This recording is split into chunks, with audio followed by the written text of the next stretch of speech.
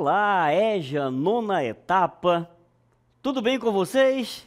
Eu sou o professor Rosângelo Assis, de Filosofia, do Centro de Mídias do Amazonas. Vamos ver o que vai acontecer nessa aula? É a nossa aula de número 1, o nosso objeto de conhecimento, as origens, o pensamento racional e o pensamento lógico, o conhecimento científico. No detalhamento, nós vamos conversar sobre a passagem do mito para a filosofia e as condições históricas do surgimento da filosofia. Estão preparados, então? Venham comigo e vamos à nossa aula.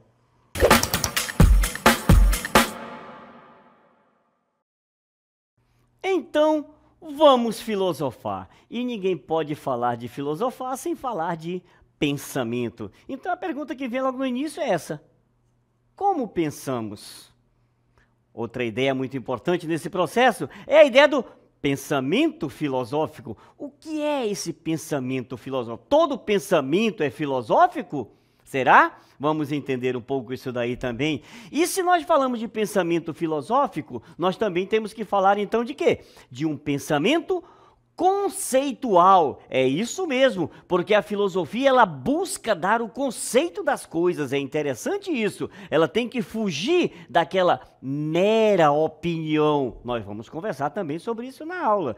Mas a gente vai também trabalhar a ideia de como se deu essa passagem do mito para a filosofia, porque até então esse pensamento mitológico, nós estamos falando lá da Grécia Antiga, né? O pensamento mitológico, nós estamos falando de uma filosofia ocidental, então esse pensamento mitológico era que explicava tudo, e de repente teve essa passagem para o pensamento filosófico, o pensamento conceitual. Como que se deu essa passagem? Tá? O que foi que aconteceu para que essa passagem pudesse acontecer? Então, a pergunta que fica é essa: quais as condições históricas do surgimento da filosofia? O que aconteceu ali na Grécia e no mundo de então que foi possível fazer essa passagem do mito para a filosofia? Portanto, gente, a gente tem que entender isso daí. A filosofia, o que ela é?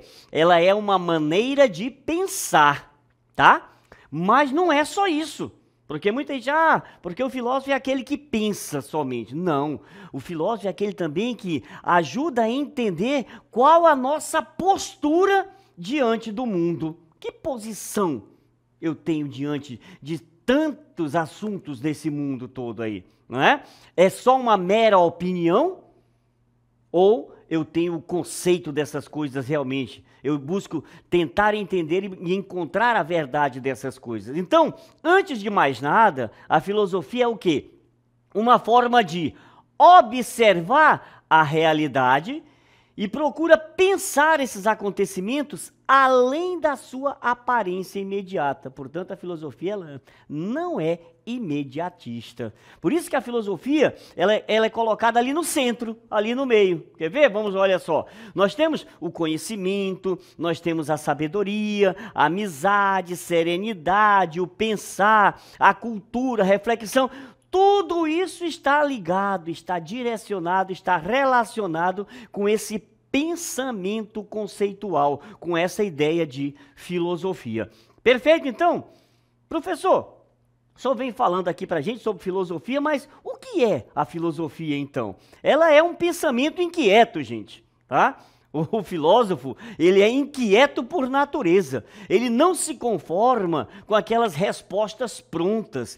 Ele está sempre o quê? Enfrentando os problemas que nos fazem pensar. Olha só que legal, né? Eu constantemente, eu estou estudando e buscando novos conceitos aí. Isso é importante, tá? Dentro do processo do filosofar. Esse pensamento inquieto. Portanto, a filosofia ela é o quê? É a faculdade de manter o quê? Viva a curiosidade. Olha só que bacana, né? O filósofo, ele é curioso. Ele está sempre buscando, ele está sempre tentando encontrar coisas novas, né? Então, e só que ele faz isso daí de uma maneira o quê? Crítica. É uma reflexão crítica a filosofia. Ela é radical. Ela abrange a totalidade da realidade. Então, não é pequenas partes, não é achismo. tá? É muito importante isso daí. Não é achismo, é uma reflexão crítica, radical e que abrange a totalidade dessa realidade. Então, é a amizade pelo conhecimento ou o desejo de conhecer. Olha só quanta coisa nós já aprendemos aqui rapidamente, tá? É a amizade pelo conhecimento, é o desejo de conhecer. Então, vamos fazer o seguinte. Eu vou chamar a nossa corujinha a Sofia aqui para explicar melhor para nós essa ideia de filosofia. Querem aprender com a Sofia? Então vamos lá, venham comigo. Olá, Sofia. Seja bem-vinda. Olá, professor. Obrigada. De onde você vem? Eu venho da Grécia. O que significa o seu nome? Sofia significa sabedoria. E o que o seu nome tem a ver com filosofia? É porque filo significa amizade. E como meu nome significa sabedoria, filosofia significa amor à sabedoria. Entendi, Sofia. Então explica pra gente como foi que surgiu esse nome filosofia.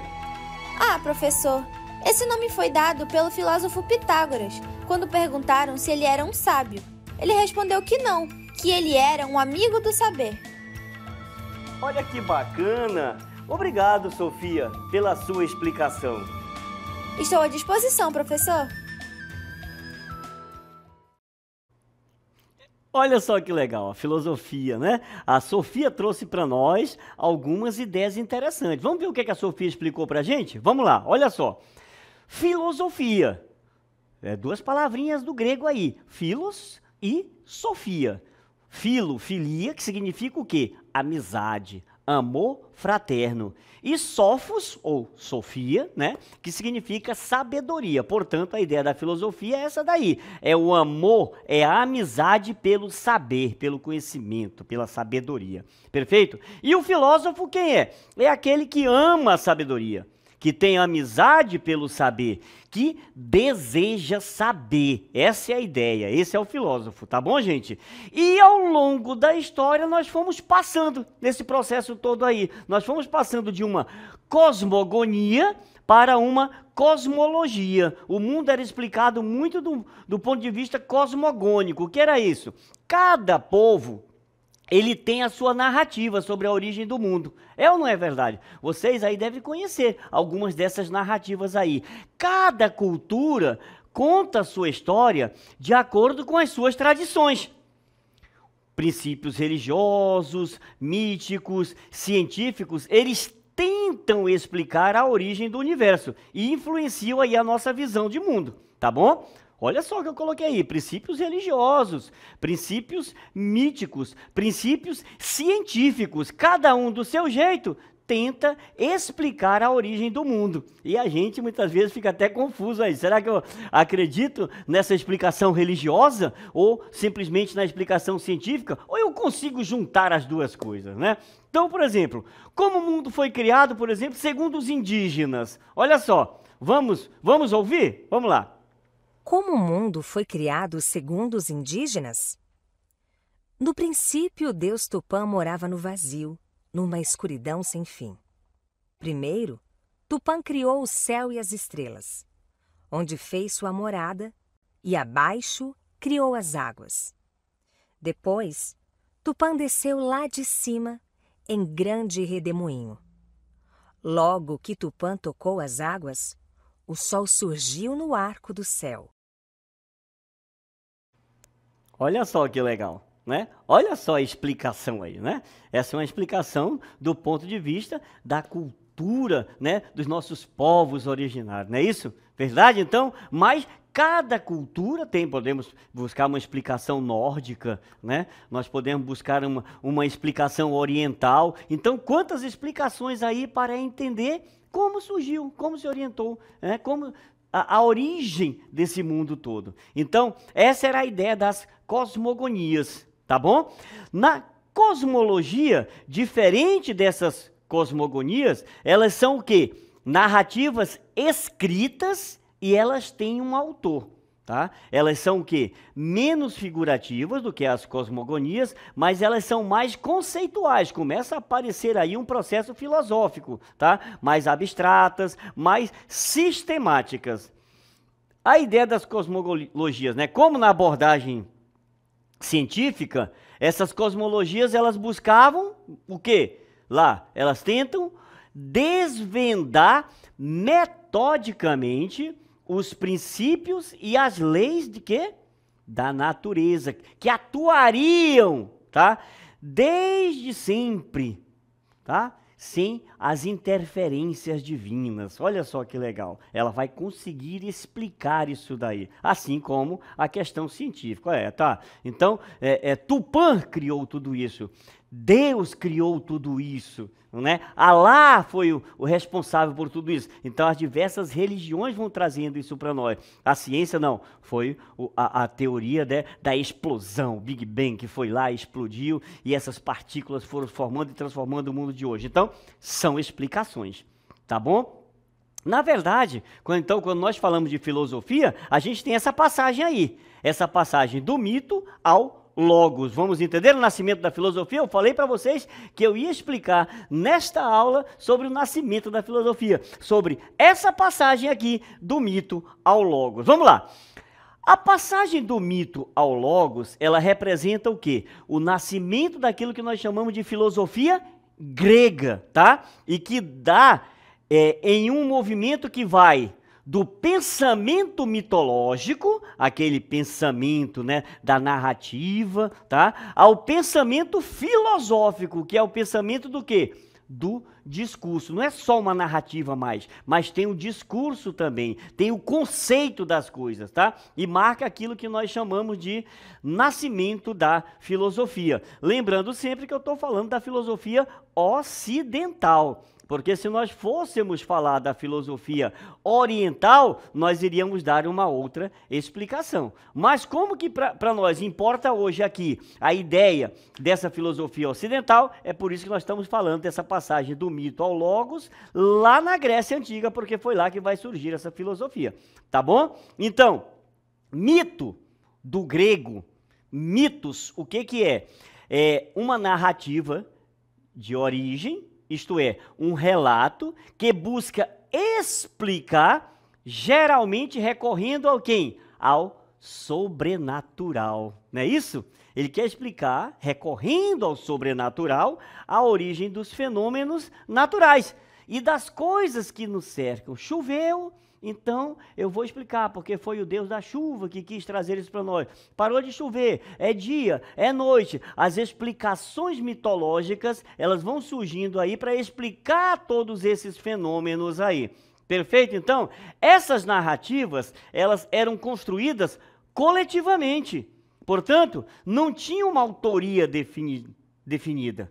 Né? Então, muitas vezes um começava a explicação, o outro dava continuidade, já aumentando mais alguma coisa, e aí iam surgindo esses mitos todos em torno, por exemplo, de grandes heróis.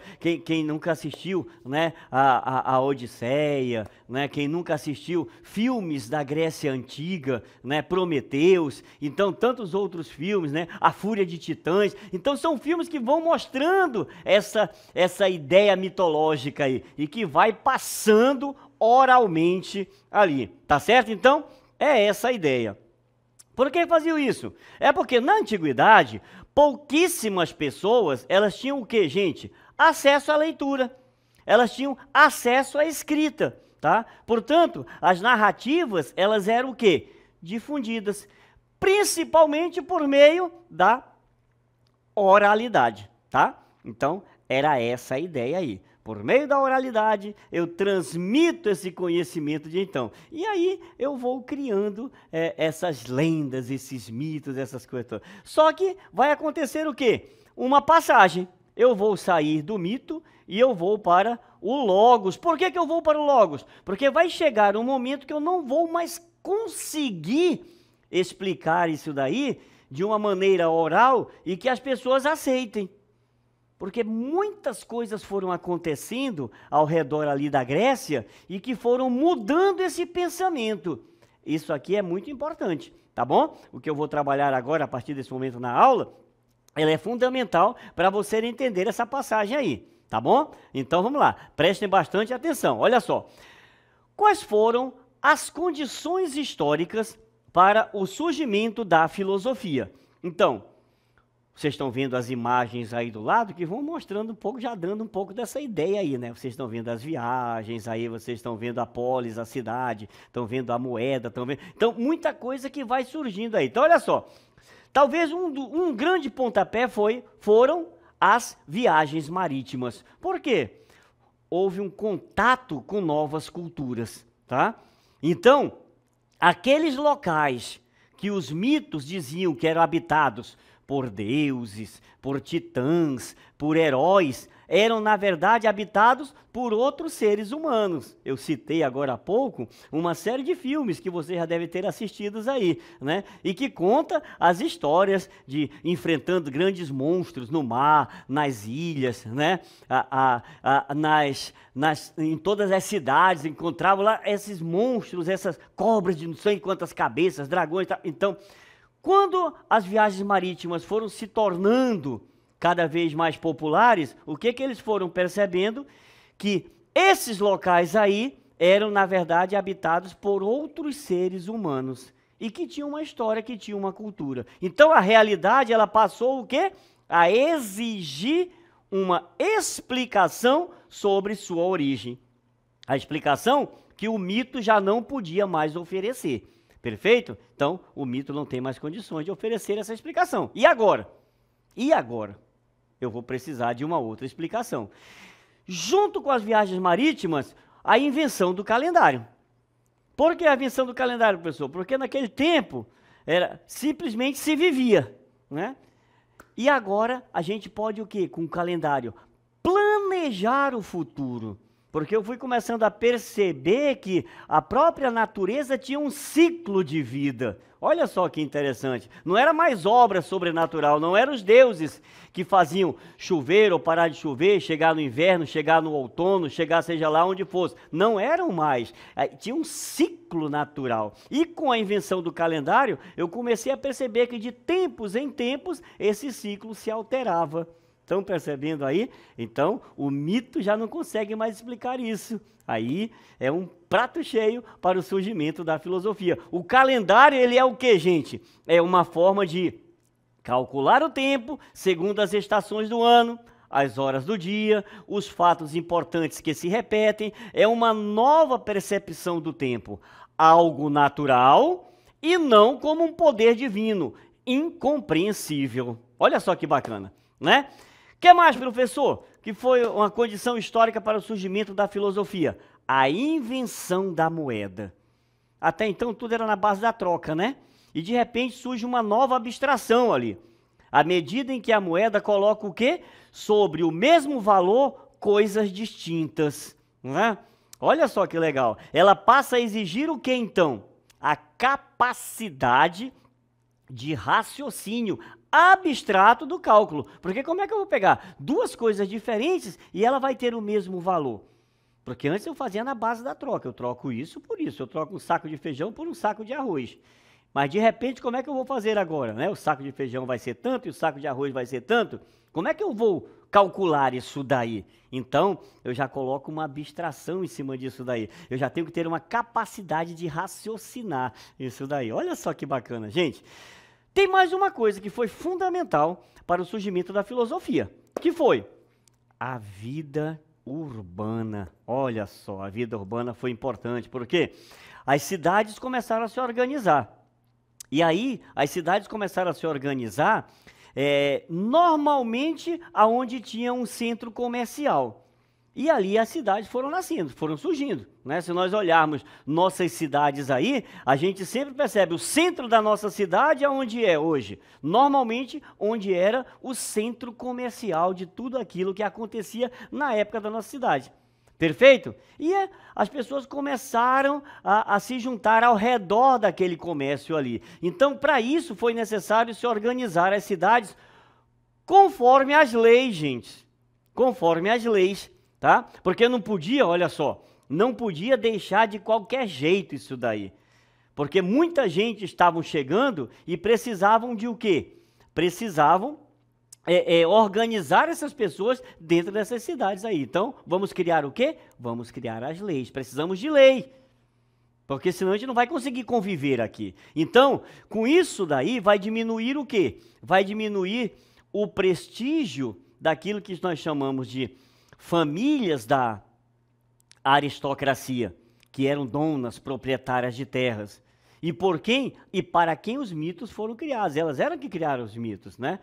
Criava os mitos justamente para quê? Para manter as pessoas aprisionadas, aquele medo, aquele receio dos deuses, né? Aquelas incertezas, aquela insegurança. Então, a partir daí, quando se começa a trabalhar um pouco essas ideias da moeda, das cidades, não é verdade?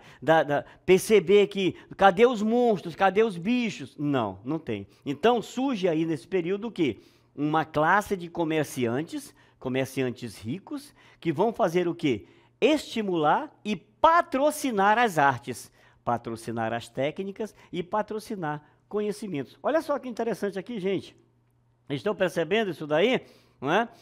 Já vimos aqui algumas coisas interessantes, né? Nós vimos o quê? As viagens marítimas, não é? Nós vimos o quê? A invenção da moeda, olha uma coisa puxando a outra, não é verdade? Nós vimos o quê? As cidades surgindo ali, em torno de quem? De um comércio, que vinham lá dessas navegações também, porque tem outras pessoas lá, fazem comércio comigo, e essas pessoas usam, né, uma moeda que nós ainda não usávamos, vamos passar a usar também agora. Então, estão vendo a importância? Vão quebrando barreiras, e aí o que que acontece? Surgindo novas ideias. Isso é interessante. Tá bom?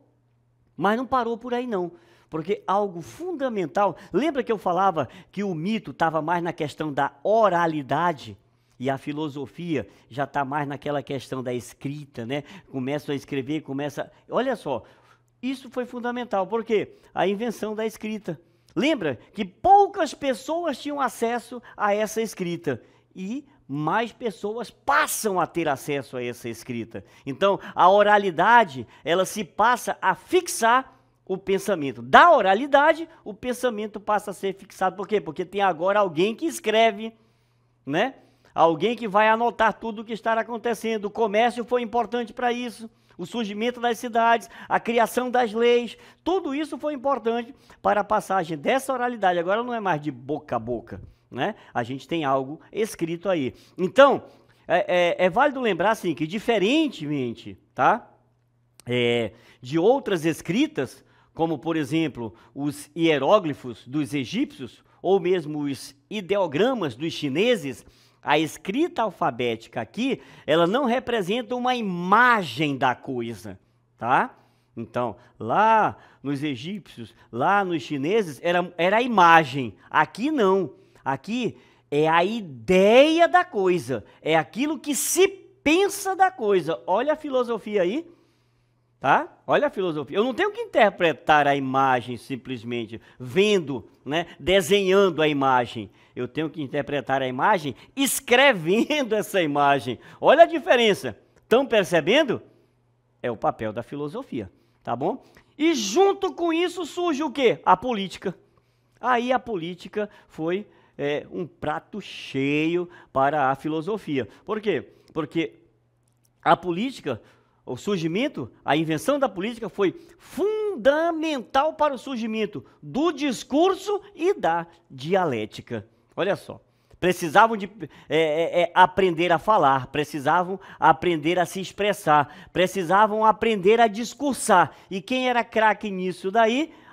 Os filósofos de então, tá bom? Então, a ideia da lei como expressão da vontade de uma coletividade humana, tá? O surgimento de um espaço público. Pronto, agora nós temos um espaço público. Vocês estão vendo a imagem aí, né? A famosa ágora, não é agora, é ágora. Tá? O que era ágora? Era um espaço público que faz aparecer um novo tipo de palavra, um novo tipo de discurso, diferente daquele que era proferido pelo mito. Tá bom? Muitas vezes, a maioria das vezes, né, mesmo, fantasioso. Não, agora eu tenho que falar aquilo que é a realidade em si. Por quê? Porque eu preciso convencer o outro de que eu sou essa pessoa que posso governá-lo. Olha só. A política, então, ela estimula, um pensamento e um discurso, que devem ser o quê? Públicos, ensinados, transmitidos, comunicados e discutidos. Perfeito, então? E é assim, minha gente, que a filosofia vai surgindo. Olha eu aqui, olha, nesse ambiente maravilhoso, chamando vocês para ficarem ligados aí comigo, tá bom? Então, eu vou finalizar a minha conversa falando justamente isso. Fique ligado, olha só, fique ligado Por que fique ligado professor? Porque agora eu vou falar das características dessa filosofia nascente. Estão lembrados? Eu disse que apenas a razão para essa filosofia, ela é o quê? O critério da explicação de alguma coisa, tá? É a razão, não é mais o mito, tá? Não é mais a fantasia, é a razão. Portanto, aquilo que não é provado racionalmente não é verdade, tá? Ah, porque eu acho, não existe achologia na filosofia, não é eu acho. Né? É a ideia, é o conceito da coisa. O filósofo, ele deve fazer o quê? Justificar suas ideias, provando que segue regras universais de pensamento. Não é eu chegar lá, né, nas minhas redes sociais e escrever qualquer coisa, não. De jeito nenhum. Tomem muito cuidado com isso daí, porque nas redes sociais aí tá cheio de filósofo, tá cheio de sociólogo, tá cheio de teólogo enganando vocês aí. Porque eles estão fazendo o quê? Achologia. Estão dando uma mera opinião dizendo que é filosofia. E não é não, tá? Fiquem muito atentos nisso daí. Então, o filósofo, ele recusa. É a recusa de quê? De explicações pré-estabelecidas. O problema, ele deve ser o quê? Investigado. Quando eu digo o problema deve ser investigado, já me veio uma outra coisa aqui na minha cabeça. Cuidado com os fake news. Tá bom? Cuidado com os fake news. Não é qualquer notícia que é verdade, não. Analisem com calma, investigue. Esse é o papel do filósofo, esse é o papel da filosofia. Vamos fazer o seguinte? Fique ligado 2 agora. Olha só. Filosofia e opinião. É uma eterna luta, é uma eterna briga ali. Porque a opinião, ela é importante? É, claro, eu tenho minha opinião sobre muitas coisas. Mas a opinião, a gente tem que sempre lembrar que a opinião, ela é um pensamento subjetivo, tá? É uma ideia vaga sobre a realidade que o cerca, mas ela não tem fundamento. E na maioria das vezes, ela nem pode ser explicada. Essa é a ideia de opinião, tá? Então, fiquem atentos em relação a isso daí. Por quê? Porque a filosofia, diferentemente da opinião, ela é o quê? Uma prática de elaboração própria de ideias, que visa o quê?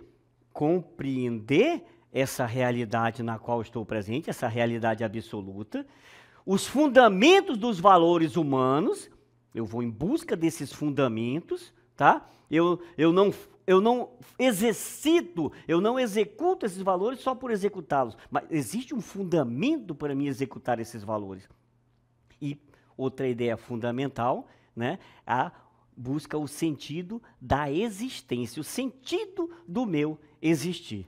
Tá bom, então? Então, essa é a ideia. Por isso eu tenho que fugir de opinião e ser um pouco mais o quê? Filósofo. Por isso que no Fique Ligado 3, eu quero dizer para vocês o seguinte, meus queridos. Vamos filosofar mais e vamos opinar menos. Olha só que legal, né? Vamos parar um pouco, deixar um pouquinho de lado a achologia. E vamos buscar o quê? Conceitos concretos que busquem explicar toda essa maravilha da nossa existência, toda essa maravilha do que é ser humano, nessa realidade toda que está sempre à nossa volta aí. Tá bom, então? Eu espero que vocês tenham gostado dessa nossa aula, que mostrou para nós um pouco essa passagem do mito para a filosofia, trazendo para nós todo aquele processo que foi fundamental para que essa passagem pudesse acontecer, né? E que nós saíssemos daquela mera opinião para um pensamento conceitual, um pensamento filosófico. Tá feito? É isso aí, pessoal. Até a próxima.